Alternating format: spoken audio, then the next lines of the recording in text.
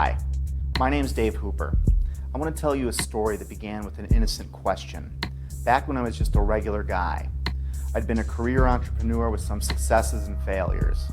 In other words, by this point in my life, I'd been humbled. But we were okay financially, my wife had another son on the way, and life was pretty good. That was February of 2011, which was the last normal month I'd ever have. That's when I first took a closer look at 9/11 and found something astonishing, something that would change my life. This is the story of how one simple accidental question came to be, and how it led to another, and then another, becoming a research obsession that crashed my belief system and drove my marriage, relationships, and sanity to the brink of disaster, and how out from that brink came my awakening. You can't write or talk about it, you just have to see it to believe it, and that's why this film was born. So let's start at the beginning, when my eyes first opened. Looking into 9/11 by itself didn't bring on this spiritual awakening, but it was the first domino to fall. You're about to get a peek down the rabbit hole, but just a peek, just enough to see that there is one. So get ready, because you're going to see some things that will test your beliefs and your notion of reality. So why don't we ease into it? Because you know what it's like when you first open your eyes after a deep sleep. That first light can be intense.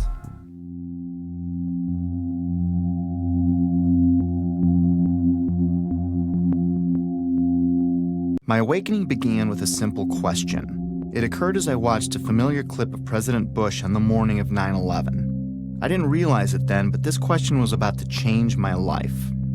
Bush is sitting at Booker Elementary School in Sarasota, Florida at 9:05 a.m. when White House Chief of Staff Andrew Card whispers into the president's ear. A second plane has hit the second tower. America is under attack. That first question was, why didn't the Secret Service get him out of there immediately? They didn't know how many planes were hijacked yet or what their targets were. There were actually 8 planes that were hijacked. We had 11 reports of hijacked aircraft. There were thousands of planes still flying. As many as a dozen planes were reported hijacked at one point. And it was no secret the president was there. The school visit had been made public on September 7th, 4 days prior to 9/11. How could anyone be so sure hijackers weren't already on the way? Yet there he lingered, even after 2 more flights were confirmed hijacked, Flight 77 and Flight 93, the Pentagon and Shanksville planes respectively. Somewhere I saw a story claiming the president's camp didn't want to scare the kids at the school, and that's why he stayed, which I found hard to believe. Well-trained professionals are going to risk the balance of power in the world to spare the feelings of a few kids who routinely practice fire drills anyway? Well, I guess the answer was yes, because Bush stayed until 9:34 a.m., a full 29 minutes after it was known we were under attack. Think about that. That would have been 29 grueling minutes for everyone, especially those assigned to protect the president, wondering if some hijackers gotten ambitious, maybe changed their plans in the last few days after the school visit was made public. I guess someone high up in the president's camp must have known or thought they were safe. I mean, what else could it be? But how could anyone have known that? It had me thinking, but it wasn't a huge deal. I was more intrigued by the type of people I came across who also had similar questions about 9/11. These weren't conspiracy theorists as I pictured them. These were people in government, aviation, civil defense, architecture, science, engineering, and the military. I decided to look further. I still had no idea the impact this would have on my life. I started by refamiliarizing myself with the incident, or I should say set of incidents. Of course, we all remember the second tower being hit, but I didn't put much thought into the other parts of that day. And soon after looking, I was reminded that there were several incredible events on 9/11. I'd put almost no thought into the particulars of that day for 10 years. But that was about to change. In chronological order, the official version goes like this. 4 planes were hijacked by 19 mostly Saudi Arabian terrorists who then flew or attempted to fly those planes into 4 U.S. buildings: World Trade Center 1, World Trade Center 2, the Pentagon, and the U.S. Capitol. 3 of them were successful. American Airlines Flight 11 hit the first tower, the North Tower, at 8:46 a.m. United Airlines Flight 175 hit the South Tower at 9:03 a.m. American Airlines Flight 77 hit the Pentagon at 9:37 a.m. At 9:59, the South Tower collapsed after burning for less than an hour. At 10:07 a.m., United Flight 93 crashed in a field in Shanksville, Pennsylvania. Then at 10:28 a.m., the North Tower collapsed. And I barely remembered that a third building at the World Trade Center, Building 7, collapsed at 5:20 p.m. to close out the day. The National Institute of Standards and Technology, more commonly known as NIST, backed up the official government version that intense fires weakened the steel and caused all three buildings to fail, including Building 7, which oddly enough was not hit by an airplane, nor was it exposed to jet fuel, which is what I thought melted the towers to get that progressive collapse started. And you had that intense heat probably weakened the structure as well. As I looked for answers, I found Shyam Sundar of NIST stating, "The buildings were not brought down by explosives. Until then, I didn't know explosives were even in the conversation.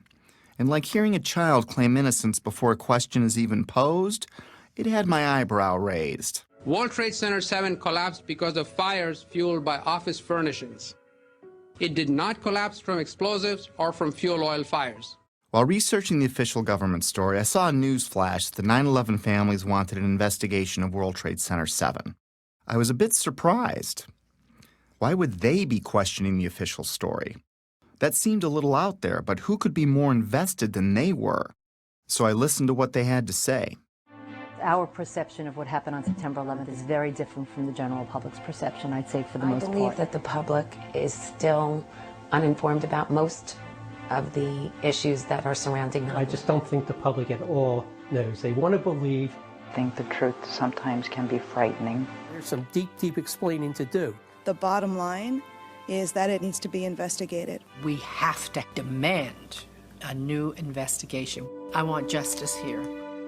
Nobody ever stopped to have a scientific investigation. A scientific investigation. A scientific... What did these families know that I didn't? It's obvious once you look, they've been trying to say something is wrong, and we need to look at 9/11 more closely, especially Building 7. And they weren't alone. I found an endless sea of organizations, rallies, websites, books, and films about that day, but I never really heard about any of them on the evening news. The families and many others were pointing at World Trade Center Building 7, the last one to collapse. I wanted to research what was so special about Building 7. We were only a few days away from launching my new business when I shared with Betsy that I didn't think there was any harm in pushing it back a bit so I could look into Building 7 for myself. This news, combined with the controversial nature of what I was looking into, was met with less than enthusiastic support by my wife, even though she tried to hide it. It was understandable. Remember, our baby was due in a few months, and I was suggesting changes, but they weren't too big and she was okay with it, so I moved forward. And that's how it began. I didn't know it then, but I set us on a course that would lead our marriage to the brink of disaster. But that hadn't happened yet, so let's pick this back up at Building 7. Here are some basic facts. World Trade Center 7, which was located in downtown New York City, is sometimes called the Salomon Brothers Building, but is most commonly referred to as Building 7. With construction beginning in 1984, it benefited from many modern advancements in building technology.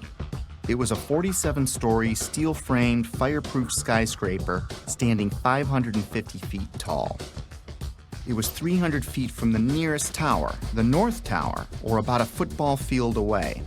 Even though it was one of the largest buildings in Manhattan, it looked small next to the Twin Towers. In September of 2001, Building 7 would have been the tallest building in 33 states. It collapsed at 5:20 p.m. the afternoon of September 11th.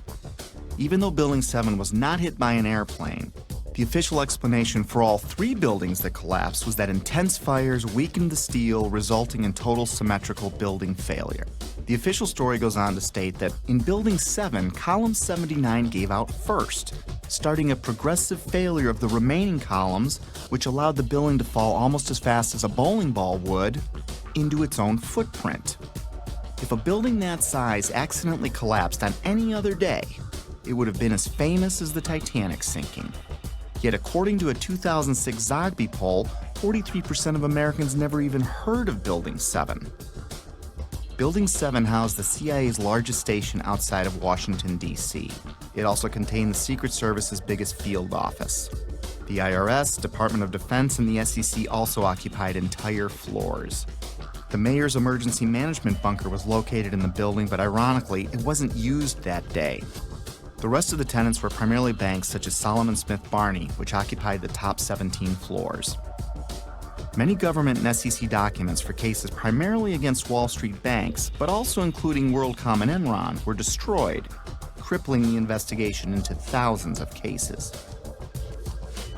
At this point, I didn't think anything was too far out of place. I'd come across a few strange things, but I wasn't thinking conspiracy or anything like that. I did, however, find it a little odd that falling debris could set off a chain of events, ultimately turning Building 7 into a pile of rubble. However, I really didn't understand the physics involved, at least not yet. But I didn't need to understand physics to find it pretty strange that the whole building would crash through itself. I've played with Legos. Tip over? Maybe. But to pile drive through itself didn't make sense. At least the Twin Towers were hit by planes, but no plane hit Building 7. Sometimes it's easier for me to tackle complex issues with simple metaphors, so I thought of a stove. Then I imagined what kind of materials would I need to add to the fire so that all 4 legs would collapse simultaneously, and I couldn't answer it. Better yet, let's say I stacked 10 stoves on top of each other, and then I welded them together to better represent any of the buildings that collapsed that day. Now I go and light, let's say, the 7th stove up on the stack. What could cause the 7th stove's legs to give out simultaneously and cause every other stove below it and above it to break apart into tiny pieces, crashing to a pile of rubble in a few seconds? And how could that happen 3 times in a row?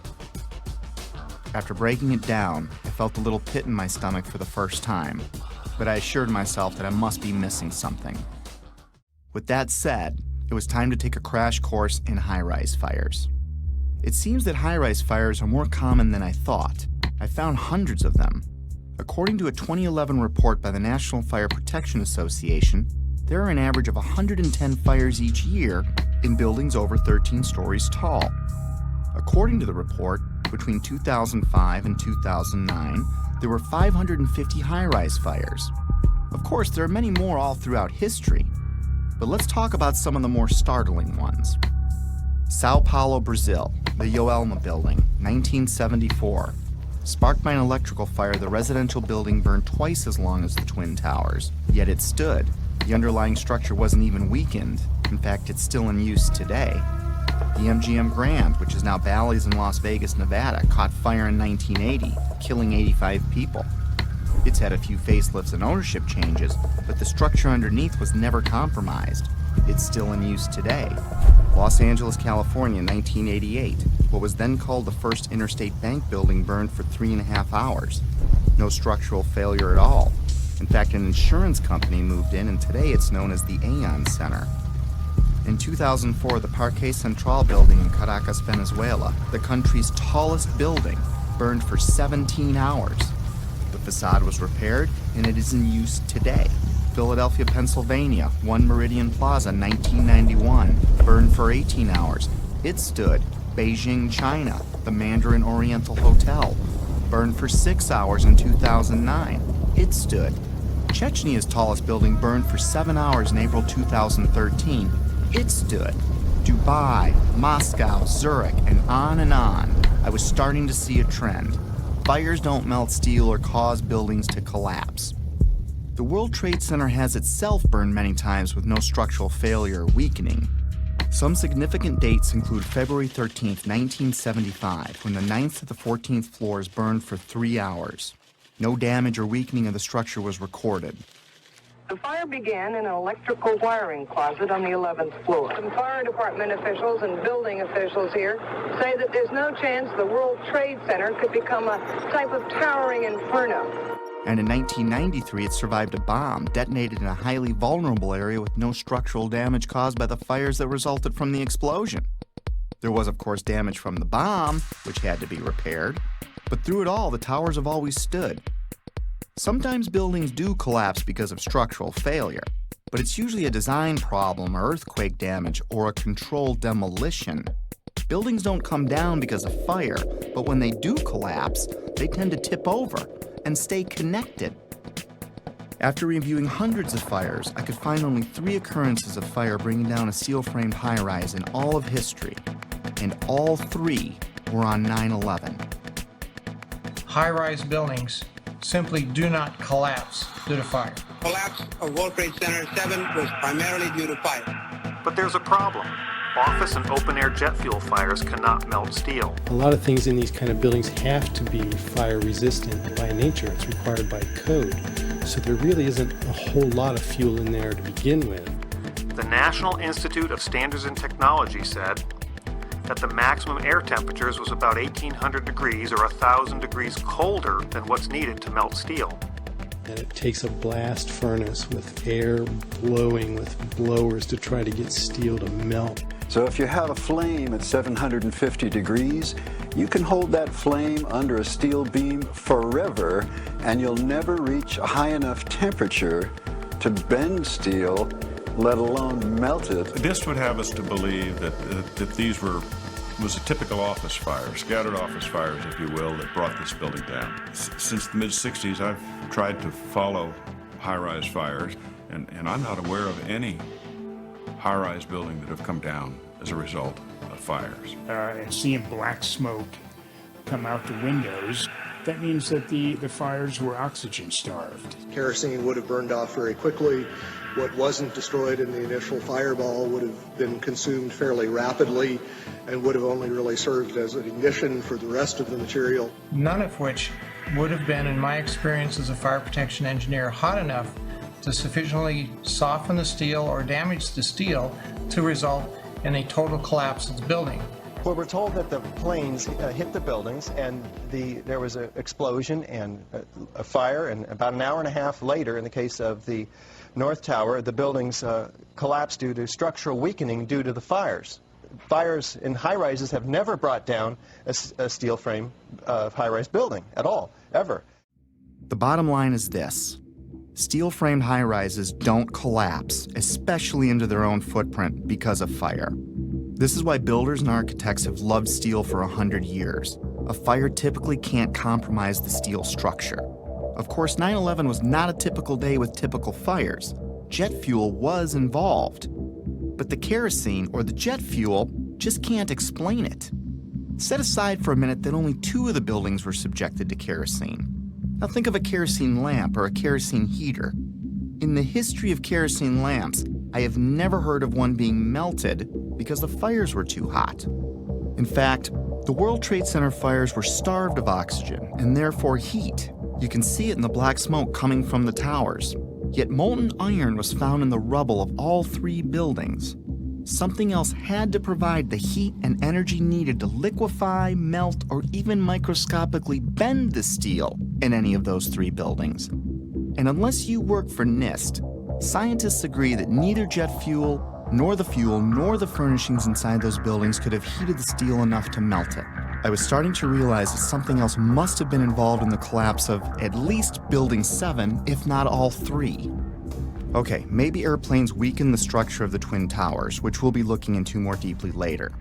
For now, believe it or not, planes have hit many buildings throughout history and none fell. Of course, none were hit with planes as large as the ones on 9/11, but that still leaves Building 7. I couldn't explain it.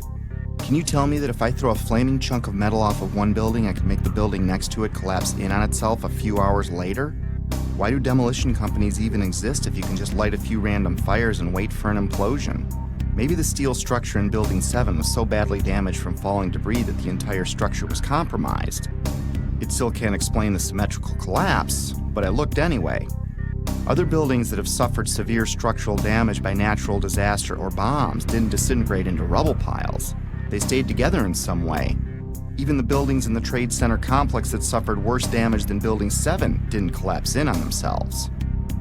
This uneasy feeling was growing, but there was much more to understand about Building 7's collapse, especially before I started jumping to conclusions in my own head. I needed to hear from some experts. It just didn't add up, the way the whole thing sort of pile drove itself into the ground and all at near free fall speed. Collapses straight down into its own footprint at free fall speed. This is uncanny. There's 40,000 tons of structural steel designed to resist this collapse. This building had 40,000 tons of structural steel in its structural system, and that is intended to keep it from going anywhere. The animation sequence from the National Institute of Standards and Technology for their model, their mathematical model of the collapse of building number 7. And they have the inside members, that one column gave way, which they claim resulted in the collapse of all the surrounding members, and then this precipitated a global collapse. This just would not be physically possible for a gravitational collapse. According to NIST, the failure occurred at column 79 on level 12. This means basically they're talking about a single columnar collapse or failure that resulted in a total collapse of the building. That just does not make any sense. Regardless of the engineering, the logic tells you that if you have a single failure at some random point in the building, that the entire building is not going to collapse. Buildings don't break that way. The story that just a few columns can cause a synchronized global collapse, an implosion, is, well, that's just nonsense. The exterior columns on the outside as well as on the inside at the bottom would have to be severed almost at the same time. The building would want to topple over. It would want to bend over that weakened area and topple over sideways. What we saw the structures came straight down upon itself. It cannot happen that when you have asymmetric damage, you will get a perfectly symmetrical collapse. At free fall speed. That's impossible. That's a violation of the fundamental law of physics that says that for every action, there's an equal and opposite reaction. If you took a billiard ball and dropped at the height of the Twin Towers, and you just merely stopped it and started at every floor in free fall, it would take over 1.5 minutes to reach the ground. The buildings were down in 10 seconds. Buildings just don't behave like that. If floors fall, they tend to fall and are braced by the floor directly beneath it. And there's some delay there. And then the next floor falls with 2 floors, and there's some more delay. The buildings actually accelerated as they came down, meaning they were not getting resistance from these massive columns in the center of the core of this building. And when it's all finished, the outside walls from the lower floors are piled one on top of the other right in the middle of the building. So it's fiction to say that a building as modern as World Trade Center 7 comes down with no resistance. Doesn't add up. The official explanation was dead wrong. Just not possible. Not possible. Just doesn't make sense. It's not how it works. It can't happen. Never before in history. It just can't happen. Well, that's just nonsense. And that cannot happen. Couldn't happen. It's fiction. There's definitely much more going on than just fire. This was a controlled event. The symmetry is the smoking gun. In short, the evidence is clear. We are witnessing not the collapse of a building, but its demolition. At the time, I was thinking, wait a minute. My heart was pounding, my adrenaline was flowing, and I had a knot in my stomach. You know, the collapse never looked right to me, but then again, I never really thought that it defied the laws of physics. My imagination started to run wild. Could the hijackers have wired the buildings? Maybe the government didn't want us to know how really lax their security was, and that's why they covered up this fact. Maybe it was pre-wired for some reason, but that made no sense. If it was a controlled demolition, it would explain how much of these buildings were reduced to ash. It would explain why the towers fell after burning for only an hour or so. It would explain why they imploded instead of tearing apart. It would explain why they all fell at close to free fall speed. It sure looked like a controlled demolition, in retrospect. I couldn't stop at this point. I needed to know more. Late nights, coffee, research. My life was changing before my very eyes. I had taken my very first step down the rabbit hole. Little did I know how much deeper it would go. By now I knew that fires didn't bring down the buildings. And even if fire could somehow melt steel, the buildings would not have fallen in on themselves. They would have tipped over or torn apart. I was starting to find credible people talking about controlled demolitions and the use of explosives and molten steel. My mind kept wandering, trying to imagine how all this tied together. But first, I still needed to understand more about what happened. And what we find down there is pools of molten iron. What does that mean? Several tons. Exactly. What is that doing there? The first responders see it. The structural engineers see it. It's documented by FEMA, the melting of steel. Normal office fires is what's supposed to have brought these buildings down, along with jet plane impacts. But jet fuel and office fires don't produce molten iron or molten steel. It doesn't begin to melt until 3,000 degrees. At one point, I think there were about 2,800 degrees. See the stuff he's pulling out? Yeah. It's red hot. 8 weeks later, we still got fires burning. The concept of molten iron is very important here. In order to get molten iron, you have to reach unbelievable heat levels. It takes much, much more energy than you could find with any combination of burning office furniture, jet fuel, or gravity. Molten iron can be an indication of the use of thermite. Thermite, thermate, and nanothermite are super hot burning substances used by the military that can cut through steel. It can supply its own oxygen so it can burn underwater. It would explain how fires burned at ground zero for 3 months even after the area was flooded.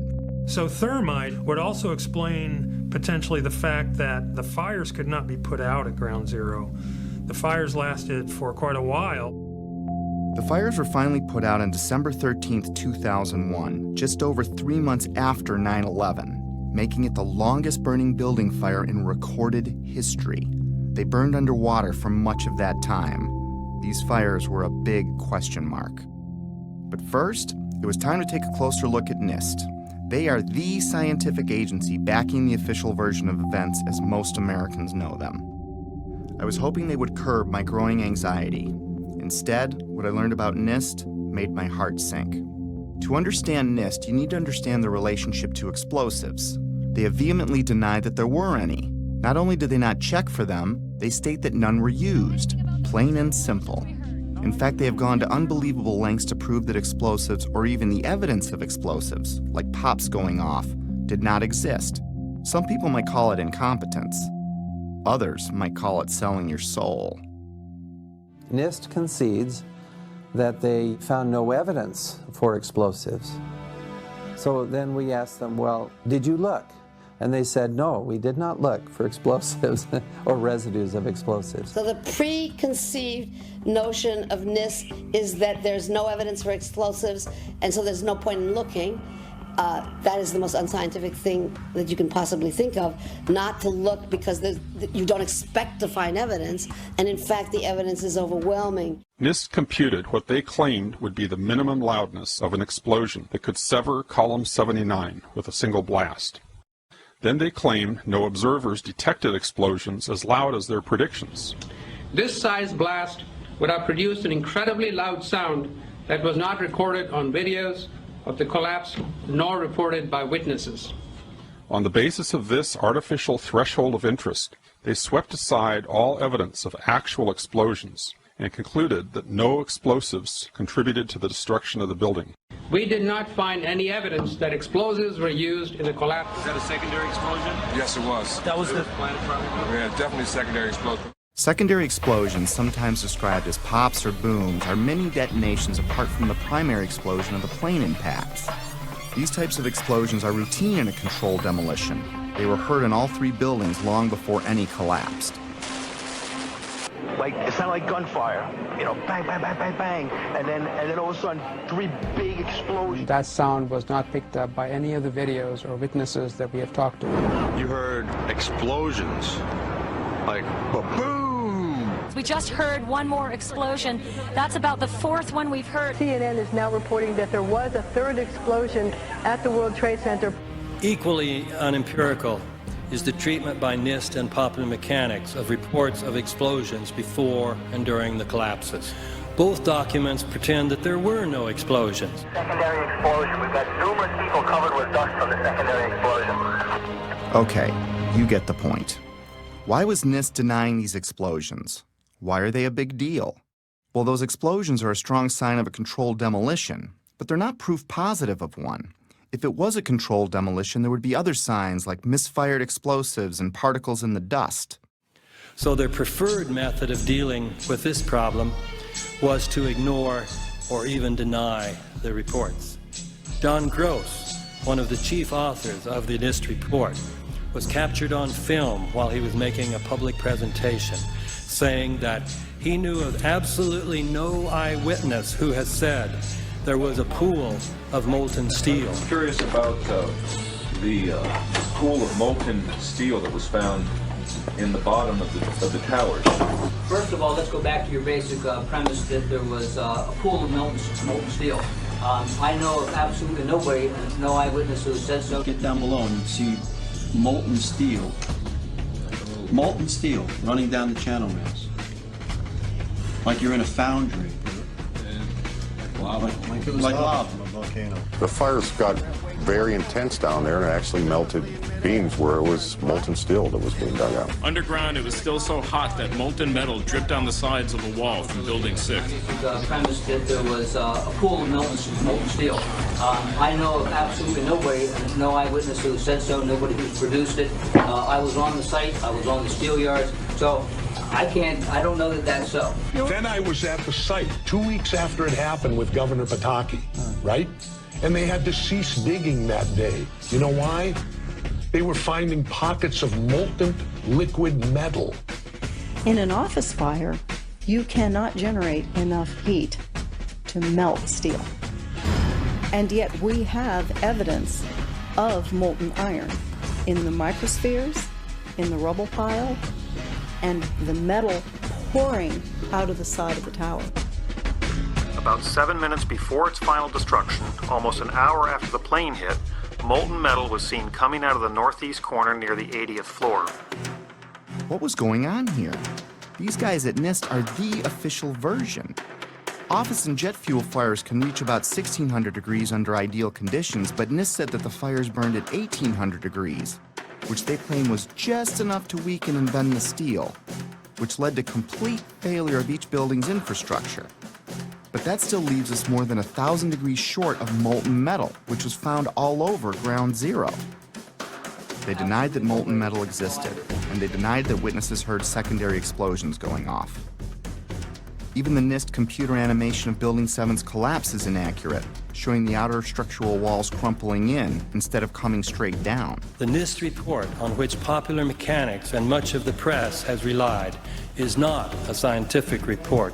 It is a political document. We need to have an investigation of NIST themselves. I believe that the reports that came out are not true. So the fact that NIST says that is absolutely, in my opinion, it's criminal. NIST wasn't looking for the truth. They were trying to hide it. But why? Were they asked to falsify their findings? I didn't think they came up with this on their own.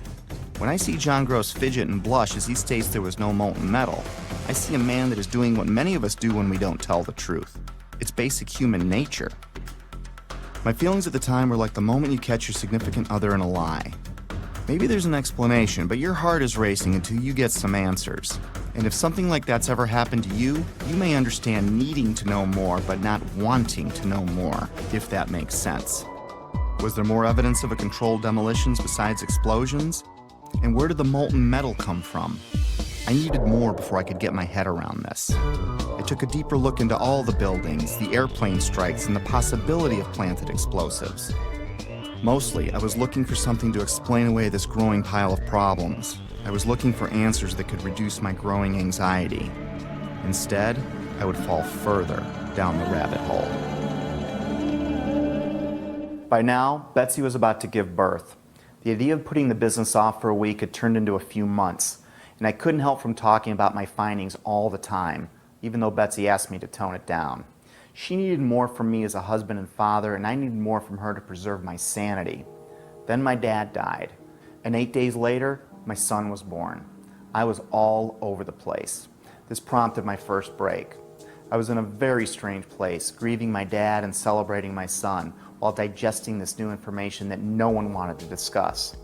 What I'd been working on was no secret to my whole family, and everyone seemed pretty relieved when it looked like I was re-entering my normal life. I was enjoying the family and starting to talk about business again, which made Betsy happy. And I wasn't talking about 9/11 anymore, which made Betsy even happier. But just when things were getting back to normal, I started getting a feeling, an urge to get back into it. It kept growing and I couldn't explain why I had it. I tried to ignore it, but I couldn't. And like an addict that fell off the wagon, I was back at it like I'd never left. I still wasn't certain what brought down Building 7, but I was pretty sure it wasn't fire. And it certainly wasn't an airplane since it wasn't hit by one. Maybe a look at the Twin Towers could shed some light on this. Most skyscrapers are built on steel or concrete frames, which is a grid of columns and beams that goes all the way through the building. The World Trade Center was different. It was what engineers call a tube structure. It was a very, very strong mesh of steel. There's a large central rectangle in each of the towers that contained 47 columns, and these columns basically were the primary structural support of the building. These 47, 48 columns are essentially the superstructure of a battleship. They're essentially a suspension bridge. There's no way that burning kerosene can ever affect these in the least, if only because of the radiator effect. The minuscule possibility that fire somehow brought all three buildings down was gone. My only hope was that airplanes could have destabilized the buildings somehow. It didn't explain Building 7, but I was trying to give the official version every possible chance to be right. Let's look at the best documented impact that day. At 9:03 a.m., United Flight 175 hit the South Tower. The majority of the jet fuel burned off in the initial explosion, but maybe there was an explanation for the collapse in the plane impacts themselves. The first interview I came across was of Frank DiMartini, the construction manager of the World Trade Center. The building was designed to have a fully loaded 707 crash into it. That was the largest plane at the time. The building probably could sustain multiple impacts of jetliners because this structure is like the mosquito netting on your screen door. The jet plane is just a pencil puncturing that screen netting. It really does nothing to the screen netting. But the largest aircraft flying today, at least commercially, the 747, fully loaded, is on the order of 300 tons. So if you think about a 300-ton element crashing into a building that's been designed to carry 13,000 tons, you can see that an aircraft crashing into the World Trade Center would probably not do anything. We designed the buildings to take the impact of the Boeing 707 hitting the building at any location. But the plane had already hit. And what I noticed was the lights were still on in the lobby. That led me to believe that the plane never got to the core columns because the feeds for all these transformers feeding all the light and power in the towers were adjacent to the core columns. Those aircraft and those fires could not cause those buildings to come down in that way. The idea that airplanes could have destabilized the buildings never made much sense to me. The Twin Towers were like a solid iron rod coming out of the ground, supported by another steel building surrounding it. Let's use another metaphor to clarify what I mean. Let's assume a stop sign is like one of the towers. The post is the core and the thin shield of the sign is the Trade Center's outer mesh. If you shot a bullet through the stop sign, the bullet would go through the outer shell and the inner steel core that holds it up. Is the structure weakened after the event? Is it possible for the sign to implode in on itself, partially turning to dust? Does it matter if it was a flaming bullet that exploded on impact? Could the sign ever collapse in on itself? The plane impact still can't explain the near free-fall speed of all three collapses, but I had to look. So if it wasn't fire and it wasn't airplanes, then it wasn't natural. Maybe I needed to look for things that can make something like this happen. And holding off on the who and the why, for now. One step at a time. And it's my expert opinion. As a demolition expert, I was trained by the best the U.S. government has. I served 3 years on Underwater Demolition Team 12. 2 years I was attached to SEAL Team 1. And when I look at the buildings and how they fall and the way they fell, they couldn't have come down without being assisted in some manner. The only way that a building can accelerate as it collapses is by having pre-engineered, precisely timed, and precisely placed explosives. In other words, controlled demolition. The collapse of the building was caused by controlled demolition. In fact, the evidence shows very strongly that there were explosives used in the way the buildings came down. We started running, floor by floor, instead of popping out. It was like if they had detonated. Detonated. They were planned to take down a building. Boom, boom, boom, boom, boom, boom, boom. All the way down.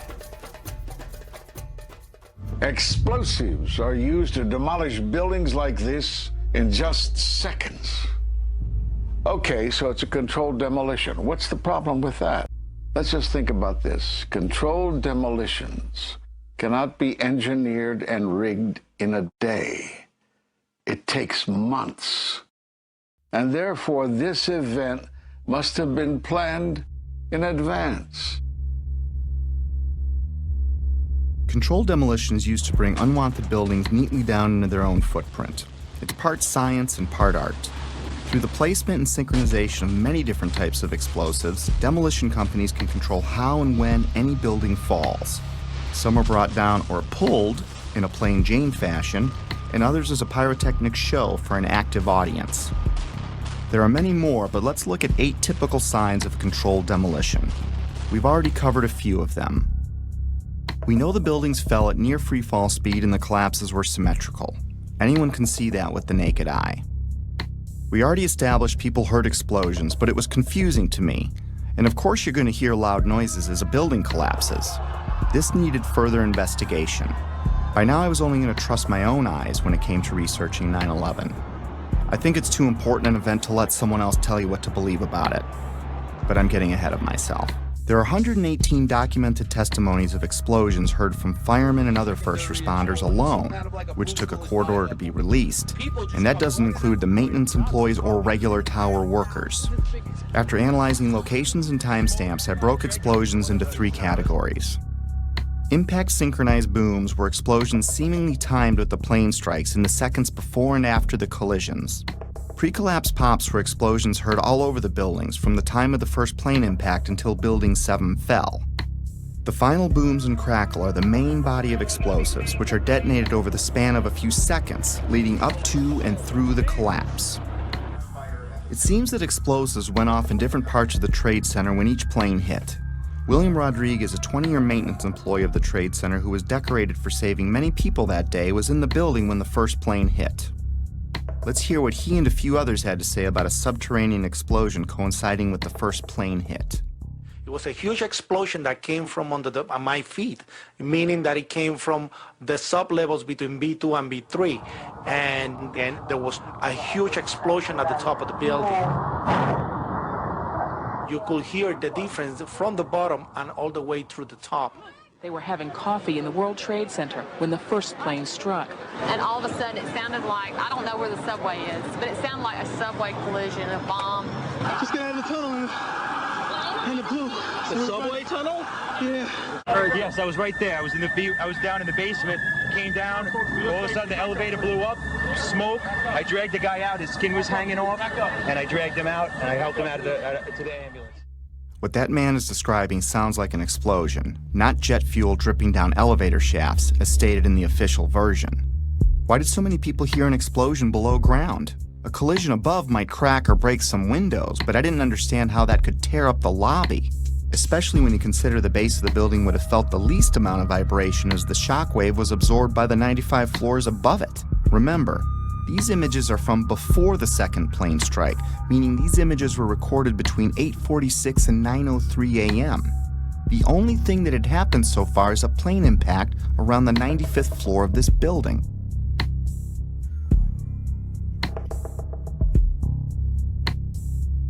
Right away, a guy from the Port Authority told him the damage was somewhere above the 78th floor.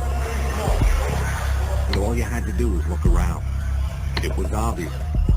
Something had happened right there in the lobby. FDNY fireman John Schrader, whose engine company 10 is across the street from the Trade Center complex, arrived at the first tower hit, the North Tower, within 10 minutes of the impact. We came down, it looked like a bomb went off in the lobby. It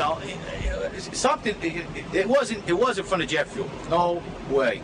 The ladies that are with me were in the World Trade Center in the first building and escaped through the lobby where they report they believe there was a bomb in the lobby. The bomb hit the lobby first, and a couple of seconds in the first plane hit. I mean, I know of people that got killed in the basement. I know of people that got broken legs in the basement. People got reconstructive surgery because the walls hit them in the face.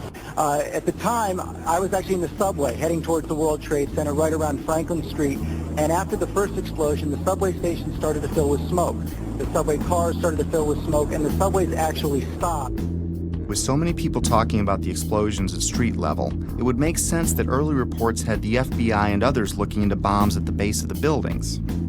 Apparently what appears to happen was that at the same time two planes hit the building, that the FBI most likely thinks that there was a car or truck packed with explosives underneath the buildings, which also exploded at the same time and brought both of them down. Reason to believe that one of the explosions at the World Trade Center may have been caused by a van that was parked in the building that may have had some type of explosive device in it. I spoke to the chief of safety for the New York City Fire Department. He received word of the possibility of a secondary device, that is another bomb going off. There was another explosion which took place. According to his theory, he thinks that there were actually devices that were planted in the building. Jenny Carr was recording a business meeting near the Trade Center at 8:46 a.m. on 9/11 when we hear the basement explosion. 9 seconds later, we can hear the first plane hitting the North Tower.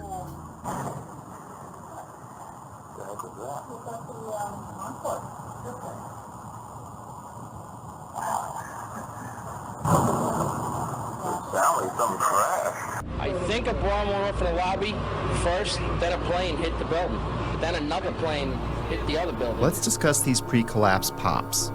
From a distance, they sound like pops, but they're actually pretty powerful. Hundreds of secondary explosions were reported at various times prior to the collapse of all three buildings. In a controlled demolition, these bangs are shaped-charge explosives blowing out beams before a collapse. They can be programmed to go off hours or seconds before an implosion. These were mostly reported as secondary explosions by the first responders and reporters. We've heard reports of secondary explosions after the aircraft impact. Then somebody said that they saw an airliner go into one of those towers. Then, I don't know, an hour later than that, we had that big explosion from much, much lower. I don't know what on earth caused that. Here, hold on. You want to call your mother or something?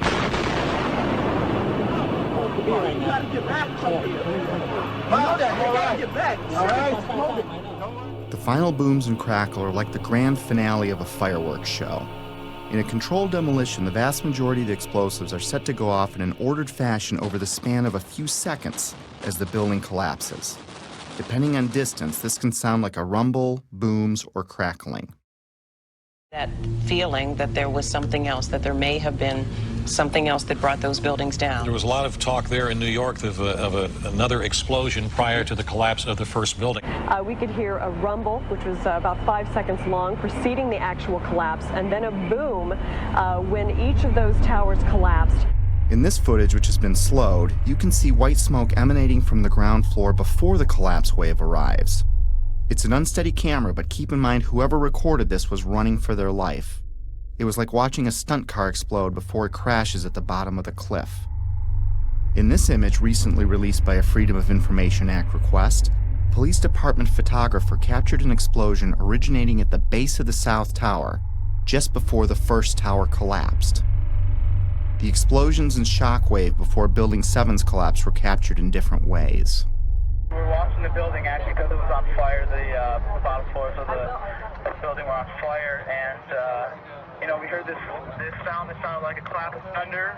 Turned around, we were shocked to see that the building was, it looked like there was a shock wave ripping through the building, and the windows all busted out. In the end, the evidence of explosions was ignored by the organizations behind the official version, like NIST, FEMA, Popular Mechanics, and the 9/11 Commission. My independent search continued. Up next, the kink in the roof. It's not necessary for there to be a kink in the roof of an imploding building, but when it does happen, it's a pretty sure indication of a controlled demolition. The roof can only kink in when the central support columns are blown out first, meaning the destruction of the building is coming from inside it, not outside. This is done by design so the building falls in on itself. The kink in Building 7 is clearly visible to the naked eye. Controlled demolitions are designed to let the top of the building fall through its inner core columns, which is typically the strongest part of any building. Watch the penthouse of Building 7 sink into the floor below it just before the collapse begins. Squibs. Squibs are the sixth indicator on our list. In demolition vernacular, squibs refer to visible blasts from explosive charges. Often they are visible through mistiming or malfunction in some way. Usually they are hidden in the debris cloud. In simple terms, squibs are visual evidence of explosives. Squibs were recorded from the moment of the first plane impact through the collapse of the last tower. For me, they went unnoticed until I looked at the video more closely. These stills captured squibs as the towers collapsed. The official version stated these squibs were compressed air caused by the pancaking floors, which squeezed air to the point of bursting out a window. The seal of the building was already broken when the collapse began. Logically, if it was compressed air, it should have found the path of least resistance through the broken part of the building. It shouldn't have knocked out a window here or a window there, as many as 40 floors below the blast wave. Naysayers tend to say, well, that's just air being blown out the windows. I mean, it doesn't really work to say it's just air pressure. And I estimated these are coming out faster than 100 miles an hour. The following clips show multiple squibs popping out, sometimes simultaneously, sometimes dozens of floors away from each other. Of all the 9/11 information I've come across, this may have been the easiest to spot. Yet it provided me with one of those stark moments in which the reality of 9/11 sunk in to a new level. In this clip, notice how the squib occurs before the floors above reach the blast ejection point. Not all squibs, however, were easy to spot. Remember how we discussed explosions that were timed to go off with the plane impacts? Well, this is the first plane impact. Notice the dark brown smoke coming out of the top floor of the tower. This smoke is already dissipating before the plane strikes the building. In this segment, the NBC camera is pointed at the north tower. The first tower hit. In a few seconds, the second tower is going to be hit.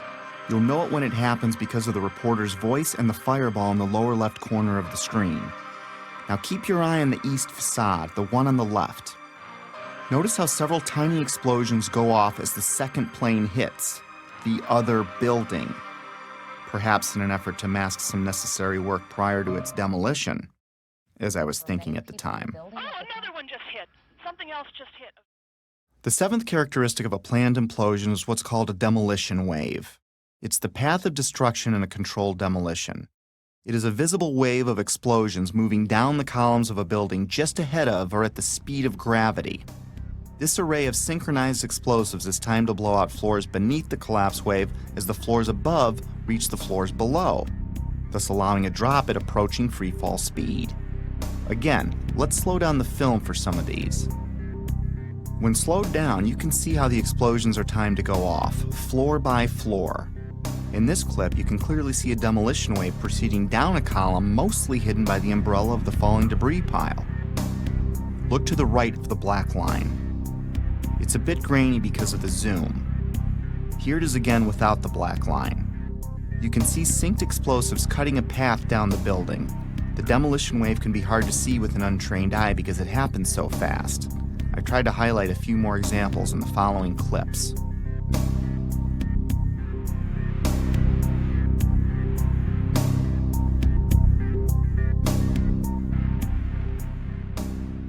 Often buildings being demolished will have a mesh around them to keep projectiles from shooting away.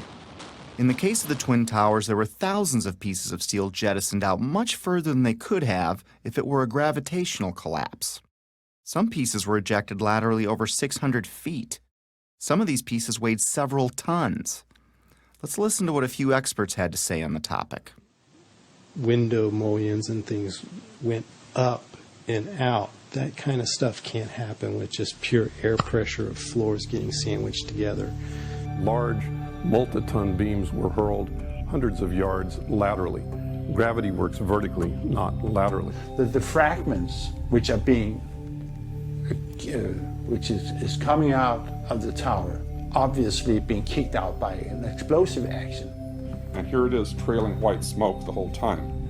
It really is indicative of some kind of explosion. I'm no physicist, but if this was a gravitational collapse, there is no way that multi-ton beams can land 2 football fields away. I've lived in high-rises my whole life, and I've dropped things off my balcony, things like shoes and computer monitors. All they do is fall straight down. Even aerodynamic items like plates never ended up across the street. In some of these clips, you can see projectiles actually propelled upward, forming an arc.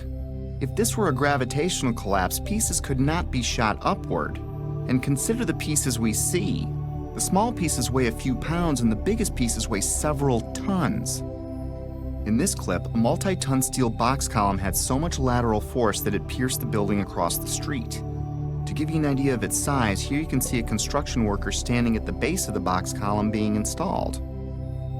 If I can't chuck a shoe more than 150 feet from the 50th floor of my building, how much force do you need to get a multi-ton steel girder to triple that?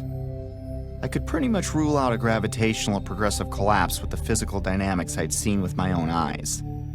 And I found it ironic that the only part left standing was the base of the building. Even though the whole building landed on it, it was the only part of the building whose columns did not become dismembered. Perhaps that says something about the difficulty in wiring the atrium of the towers. And maybe these columns at the base did what the rest of the building should have done, and that is stay together in some way. Just a personal observation I'd made at the time. Of course I've been wondering how the hijackers wired the buildings. It was the only thing that still made any sense, even if barely. But I stopped wondering how the hijackers did it when I learned what was found in the Ground Zero dust. Even though the cleanup and removal of the Ground Zero evidence began within hours of the attacks, not all of it was removed. Many different dust samples were analyzed by scientists all over the world, and what they concluded put the final nail in the coffin of the official story for me. We touched on thermite earlier, but we're going to look into it more deeply for reasons you'll soon understand. Thermite is a chemical mixture, usually of metal oxide and aluminum powder, with several variations. It's often used in fireworks, underwater welding, and military weapons. It can also be used to cut steel beams. When thermite is detonated, it leaves traces of itself in the debris, like perfectly round microscopic spheres of iron, and unexploded thermite itself, both of which were found in the Ground Zero dust. The fact that explosive residue was found in the dust didn't surprise me, at least not by now. I already knew in my heart it was a controlled demolition. What rocked me was the type of thermite found. You see, it was a special type of thermite called nanothermite, and it meant that the odds that the hijackers could have done this dropped to near zero. My belief system kept taking more hits, which we'll discuss in a bit. For now, though, let's have the experts walk us through the basics. In 3 different samples from 3 independent researchers, the R.J. Lee Company, the USGS, and Dr. Stephen Jones's work. All 3 separately found these microspheres. As much as 6% of the World Trade Center dust consisted of tiny, previously molten iron spheres. You cannot get a perfectly round sphere of metal from the building tearing apart. The only way you can get that is by starting with a molten liquid. Then the hydrostatic pressure will create the perfectly round sphere as it solidifies. So what produced all that molten iron? Well, it has in it the chemical evidence of a special incendiary, which is thermite, a high-tech incendiary used to cut through steel like a hot knife through butter. These spheres have iron, aluminum, fluorine, manganese, very unusual elements associated only with thermite. And there's small chips of unignited thermite as well. In the dust, we found what we characterize as unreacted thermitic material in the shape of some very tiny red-gray chips. We captured the residue after the material had been heated. The red-gray chips, as we ignite them, produce spheres that have iron and aluminum, just like we see in the dust in abundance. And the composition was very, very similar. And that led to the conclusion of the paper, which was, we've got some form of thermite in these red-gray chips. What I can confirm also is that these chips, the red layer is thermitic. It does produce molten iron. I've heard this argument that somehow perhaps someone seeded these samples with nanothermite. There have been some that have argued that these red-gray chips could be paint of some form. I've also heard the argument that perhaps the falling buildings just generated this nanothermite. Well, no. So it wasn't, the red-gray chips are not the primer paint that was used on the WTC steel. These chips are not naturally occurring. They are not going to form because some materials fall down in a building and touch each other and get compressed together. That's just not what this material is.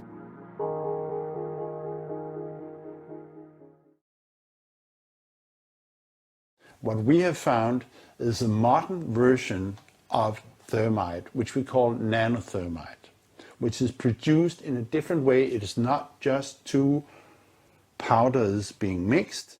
First of all, the iron oxide grains are uniform and approximately 100 nanometers across. That's very tiny, much smaller than a human hair.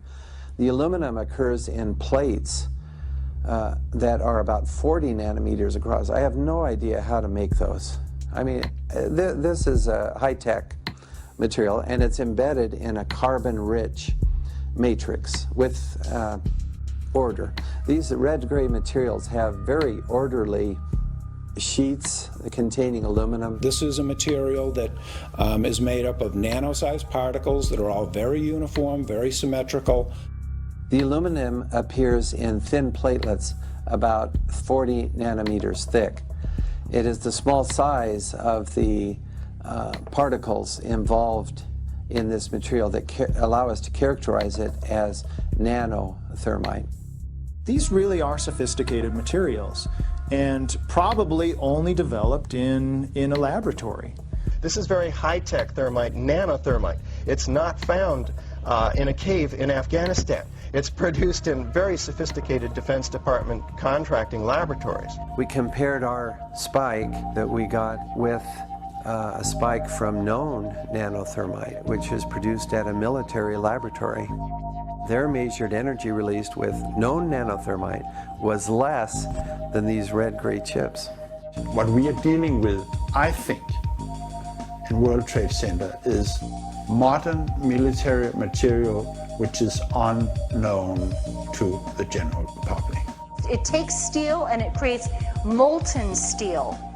So it takes beams of steel and it turns it into molten steel, and it just everything underneath just sinks into the ground like what you saw. And it is a special U.S. military grade weapon. So the military uses it for a number of different applications. Okay? It is a military grade weapon. It's not something you could make ever. I was pretty astonished at how deep this rabbit hole was getting, even though I still had no idea what I was in for. Of course, by now, I had to acknowledge this was a planned demolition, unless I wanted to lie to myself. Maybe you can explain squibs, but how do you explain explosions or the molten steel? And if you explain that, how do you explain the rate of fall or thermite in the dust? I had to face facts. No matter what my heart wanted to believe, these buildings were wired to blow, plain and simple. But it wasn't until understanding how nanothermite is made and who has it that I considered, for the first time, that someone other than the hijackers had to be involved. And as scary as it was to consider, it might even be homegrown. Hundreds of questions kept flooding in. Why would underfunded guys on the other side of the world use something so exotic as nanothermite that could easily be tracked by our intelligence services? Who would sell it or make it for them? Why risk accessing the buildings every day for months? How did Building 7 get detonated at the end of the day? If you have the means and go to the trouble of getting nanothermite and wiring the building, why let the plan rest on using box cutters to overthrow military and combat-trained airline pilots, along with dozens of passengers, as the official version states? Heck, why bother killing yourself in a plane crash at all if it wasn't needed to take the buildings down? I had no idea what I was staring at least not yet. But a few puzzle pieces had been filled in. I knew that the buildings were brought down by controlled demolition, Military thermite was used, NIST was being used to sell a lie, and someone wanted us to think that planes had caused this. I kept replaying the event in my head over and over, assimilating each new piece of information as I discovered it. And like a retreating army, my line in the sand about what could have really happened kept moving further and further back and getting closer to home. But I was on a mission and I was obsessed to find out the truth. Researching late every night was disrupting my home life again, and my wife still didn't see eye to eye with me about 9/11. Back then, she still believed the official version, but she hadn't seen what I had. For a time, she even thought I was losing it. For a time, I wondered it myself, because I was coming across things I had a hard time believing. My former dismissive, conventional thinking self was fading away as my eyes continued to open, causing changes in my belief system and further destabilizing our home. It was harder than ever to drop the subject. Rifts were developing in other relationships too. I was angry at everything and everyone, from God to the government to anyone that didn't want to hear or believe what I had to say. I became a bit reclusive as I dug deeper. If the building was wired, lots of people had to get past security every day for a while. Remember when I said I lived in high-rises my whole life? Well, I worked in them too. And there is no way you can access buildings like those without the building security knowing. Lots of equipment had to be brought in. Authorization forms would need to be filled out. There would be drilling and pounding and dust in the ventilation ducts. Whoever was coming in would need a plausible reason to be there. They would need access to the elevator shafts. They would be taking incredible risks each day unless they had permission to access the guts of the building. Anybody who's ever watched a building being demolished on purpose knows that if you're going to do this, you have to get at the under infrastructure of a building and bring it down. The columns could have been set up with explosive devices during the off-hour operations of the building by elevator company personnel. It wouldn't be a problem once you gained access to the elevator shafts. How about an elevator modernization, which we know was going on the 9 months prior to 9/11? There are people who noted that the elevators were locked in turn and that there were guards placed at these locked elevators during the modernization. And in the case of a steel frame building, that means we load them with RDX cutting charges, which are loaded with individual delays, sometimes as many as 2 to 3 different delays on a given floor. I was sick to death of the dust which was appearing on the windowsills. It was dirty grey and very, very noticeable in that week leading up to 9/11. There were workers throughout the World Trade Center that had access to the hoistway, which is immediately adjacent to the core columns and beams in the building. The fact that there were visitors, like engineers of some kind, wandering around the floors, carrying toolboxes and cables and so on. We're talking about several tons of nanothermite and ordinary thermite. One would have to have access through security. Video cameras caught trucks arriving at the World Trade Center from about August 23rd until every night until about September 2nd, September 3rd. And the trucks were arriving at about 3 o'clock in the morning when everybody else had left the building, including the janitorial trucks. Something was brought into that building that would help with the detonation. There may have been work done on the detonation before. It may have been going on for months, but whatever they needed at the very end, they came and brought in that 10-day period. The 9/11 Commission also does not tell you that Marvin Bush, the president's brother, and their cousin, Wirt Walker, were the principals of the company that was in charge of security for the World Trade Center. They don't, The jaw-dropping coincidences kept piling up. I learned that Stratesec was a security company which used to be called Securicom, and they didn't just handle security for the World Trade Center complex. They had contracts with Dulles International Airport, from where Flight 93 departed, and United Airlines, accounting for most of the security breakdowns on 9/11. And another thing, Stratesec also handles security for Los Alamos National Labs, one of the only places on the planet that can produce the nanothermite found in the ground zero dust. The odds are pretty astonishing that one company can link so many vital elements of 9/11. But more astonishing is there's no mention of Stratesec or Securicom in the entire 567-page 9/11 Commission report. Of course, that was no surprise by now. Did I forget to mention that that same 9/11 Commission did not mention the collapse of Building 7 in the entire report either? Why is there not a word about the collapse of that building in the 9/11 Commission report? We didn't see any evidence of the kind of thing you're talking about. I didn't think this was something done by terrorists anymore, nor did I think this was done by any one man, even if a president. How does he get nanothermite? How does he get NORAD, the FAA, and our air defenses to look the other way? Or get access to the interior of all 3 towers? Or get 19 guys to kill themselves? Or get NIST and the 9/11 Commission to tank their investigations? Or keep the media quiet? Or keep a rival administration from exposing it? No.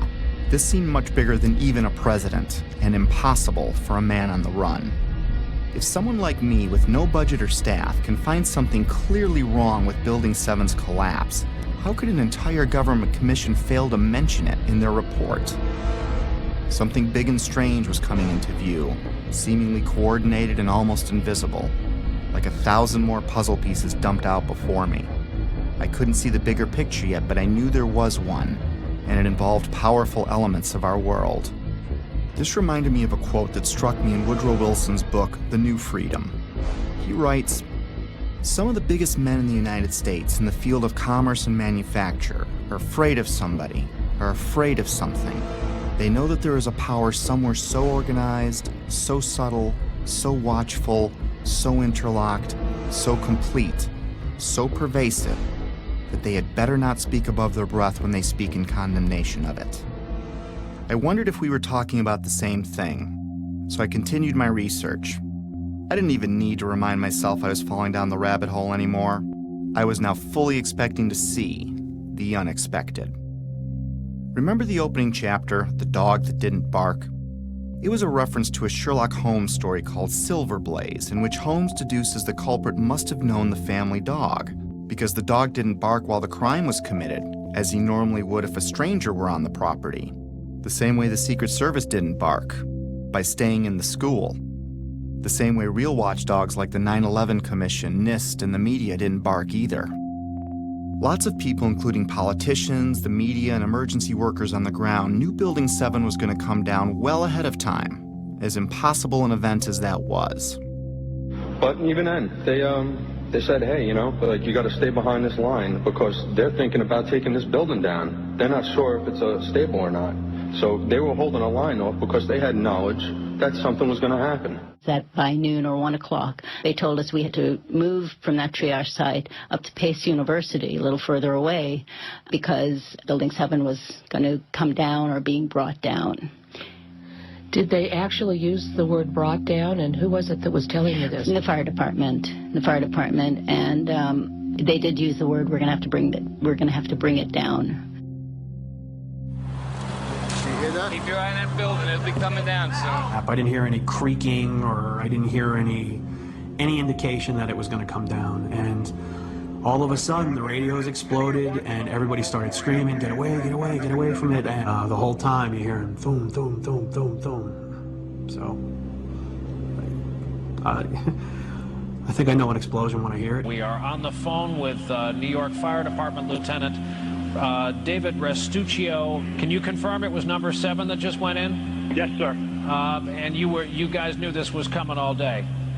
We had heard reports that the building was unstable and that it eventually would either come down on its own or it would be taken down.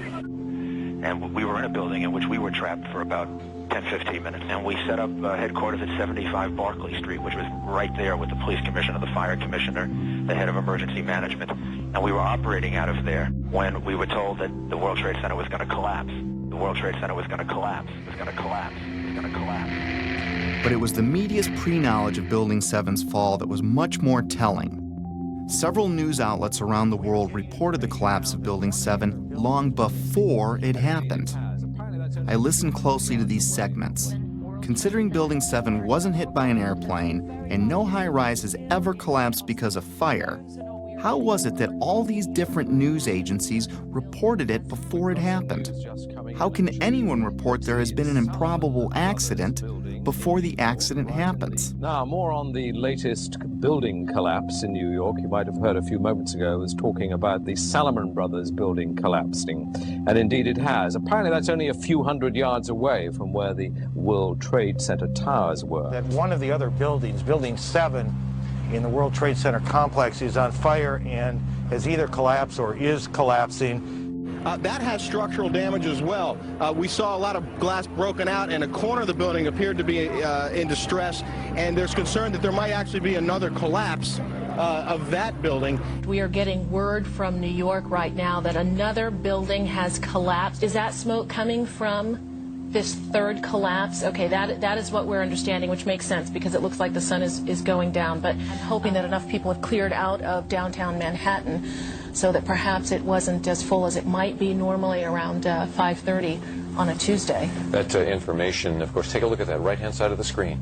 It's going Okay. down right now. There it is. Yep. It went down. Brown building, the tall one, is number 7 World Trade Center. I've heard several reports from several different officers now that that is the building that is going to go down next.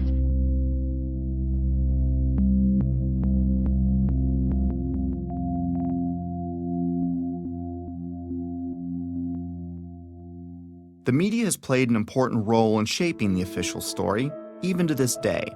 The idea that the buildings fell because of planes and fire was instilled in the public's conscience early and often on 9/11, and it started before any buildings fell.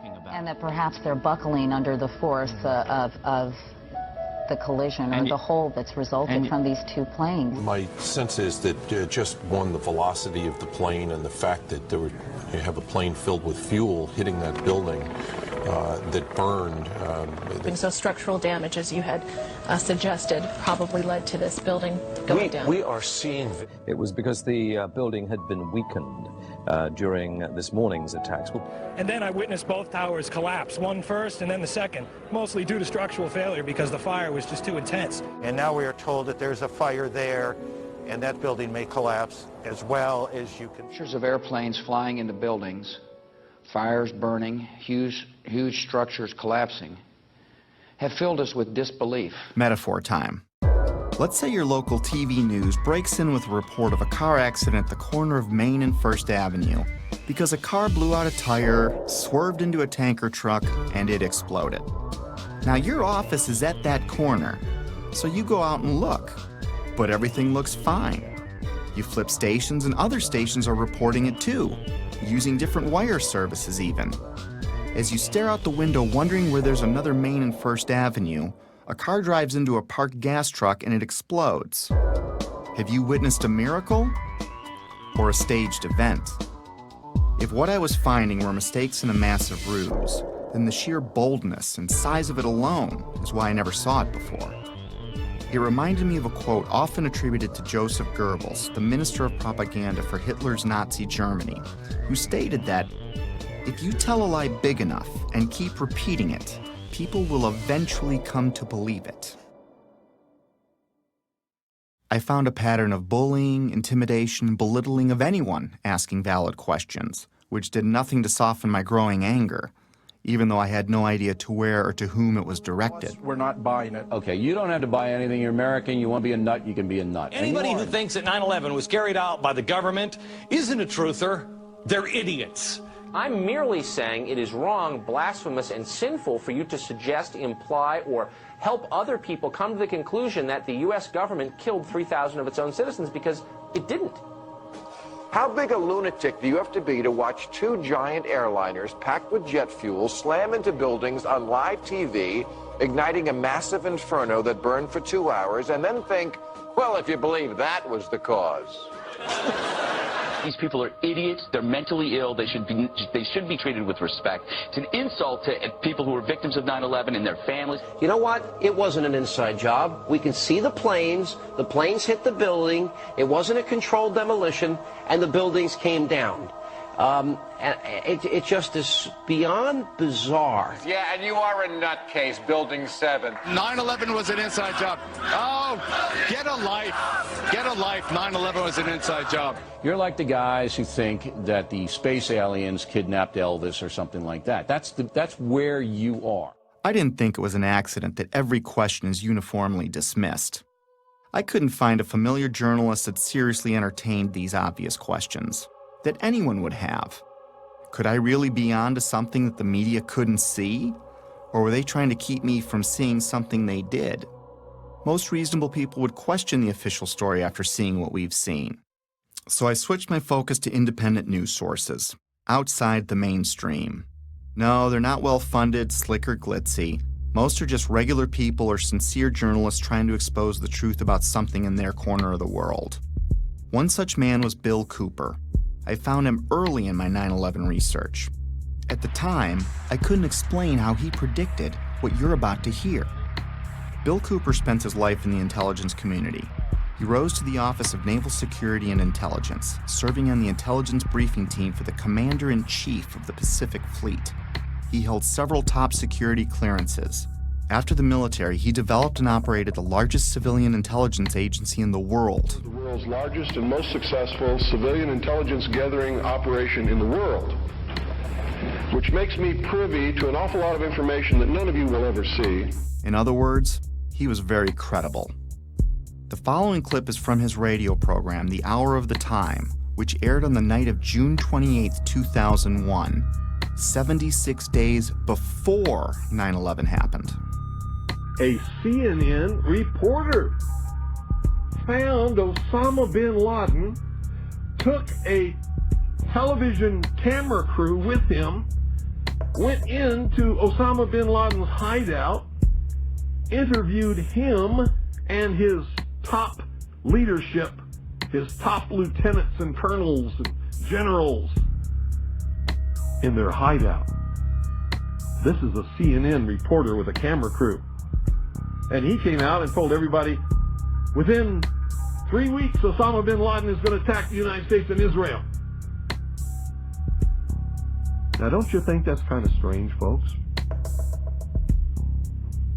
You see, because the largest intelligence apparatus in the world, with the biggest budget in the history of the world, has been looking for Osama bin Laden for years and years and years, and can't find him.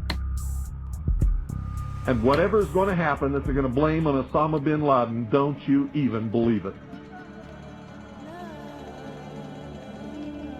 When in hell are all you people going to wake up? All these early news reports were glaring misfires in what seemed to be an otherwise coordinated media campaign. Misfires not unlike the ones meant to coincide with the first plane impact. Little mistakes that my untrained eye never picked up before, but that I was now finding all over, spawning even more questions, and fueling the early stages of what would become my spiritual awakening. As I continued finding evidence leading me away from the official version, it was not surprising the main body of evidence was being removed within hours of the attacks, cleaning up a crime scene with no real investigation. Because what they did immediately after 9/11 was they started removing the steel, the debris from Tower 7 and all the towers immediately. 400 truckloads per day of material were taken away from the World Trade Center site and sent to China for recycling. There were laws violated in the destruction of that evidence. I was starting to believe that things like the immediate cleanup were probably no accident. And to discover what was really happening, I'd need to find the ones behind the cleanup and the coordinated media and NIST and FEMA, the Federal Emergency Management Agency, which in another huge coincidence arrived at New York for a training exercise on Monday, September 10th, the night before 9/11, which is convenient as they oversaw the cleanup of Ground Zero. To be honest with you, we arrived on late Monday night and went into action on Tuesday morning. And not until today did we get a full opportunity to work. Over time, it got easier to find puzzle pieces, like the following testimony by Norman Mineta, the Secretary of Transportation in 2001, who was with Vice President Dick Cheney on the morning of 9/11. And like so much other important information, this interview would also be left out of the 9/11 Commission report. During the time that the airplane coming in to the Pentagon, there was a young man who would come in and say to the vice president, the plane is 50 miles out, the plane is 30 miles out.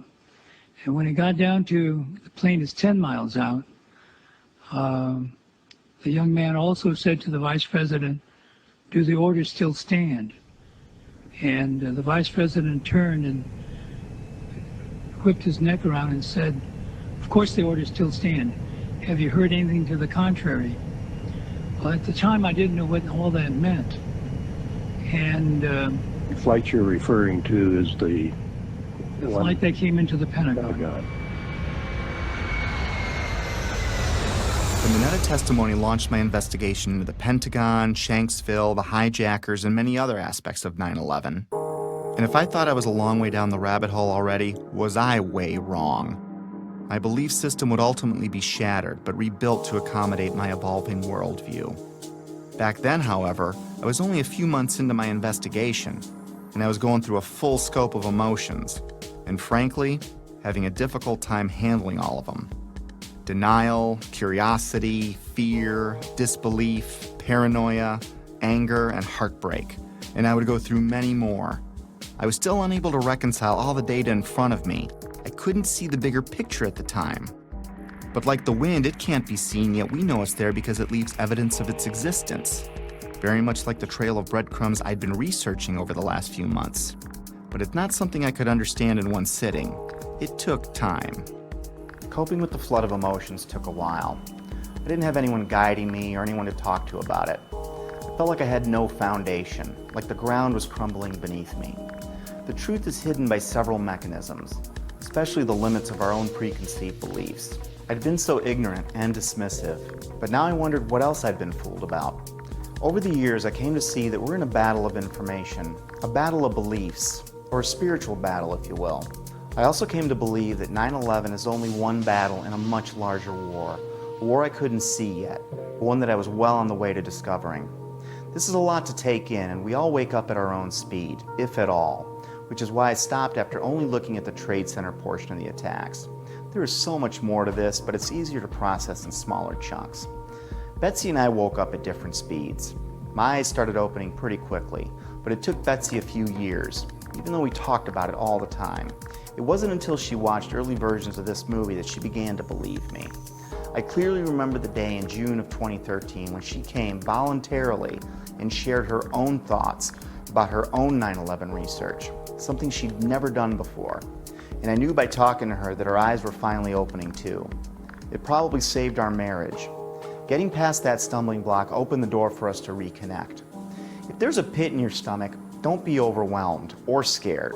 Whatever's behind all of this has been there for a long time, and I'm sure you've lived, loved, and laughed in that time. And you still will. The shock will wear off, and what will be left is a much better understanding of how the world works, which makes the bad guys' jobs harder. Over time, the discomfort and confusion subsided, and I went back to my life, with clarity and new hope for what's ahead.